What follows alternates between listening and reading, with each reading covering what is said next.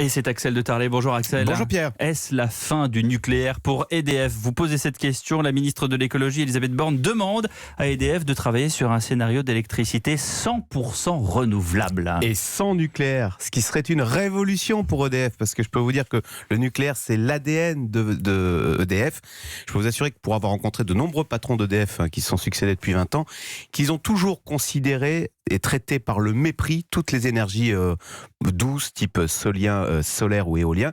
Alors c'est vrai, depuis quelques années, et c'est nouveau, il faut dire que c'est en train de changer. Mais enfin, le vrai, le dur, le solide... On écoute le monde changer quand même. Voilà, mais jusqu'à présent, comme chez EDF, la seule énergie qui vaille, c'est le nucléaire. Écoutez, la preuve, le mois dernier encore dans le journal Le Monde, Jean-Bernard Lévy, le patron d'EDF, annonçait sans détour, je cite, « La France se prépare à construire de nouvelles centrales, en l'occurrence donc 6 EPR. » Alors hier, effectivement, il a été rattrapé par la patrouille, d'une façon un peu sèche d'ailleurs, je cite, « C'est très bien que Jean-Bernard Lévy ait son point de vue, que je ne partage pas, a lancé la ministre Elisabeth Borne, demandant au patron d'EDF d'étudier un scénario 100% renouvelable, donc sans nucléaire. Il faut dire qu'aujourd'hui, notre filière nucléaire connaît en France de sérieux ratés. On le voit à Flamanville, ouais. Donc c'est devenu une technologie coûteuse, complexe et qui n'a toujours pas réglé ses problèmes de déchets radioactifs. Oui, mais en même temps, le nucléaire assure aujourd'hui plus de 70% de notre électricité. Est-ce que c'est vraiment réaliste, Axel, de passer au 100% renouvelable? Alors c'est vrai qu'aujourd'hui, l'éolien, c'est à peine 5% de notre électricité et le solaire, vous savez combien c'est? Non. 2% en France. Donc vous voyez, il y a encore du travail pour monter à 100%.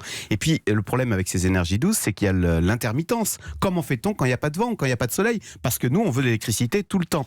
Et pourtant, d'autres pays, et la ministre l'a rappelé hier, comme le Danemark, travaillent sur un scénario 100% renouvelable à l'horizon 2050. Alors c'est peut-être par exemple de développer de nouvelles technologies pour stocker l'électricité, ce qui permettrait de résoudre ce problème d'intermittence. Et bien de la même façon, Elisabeth Borne souhaite qu'EDF étudie simplement la chose.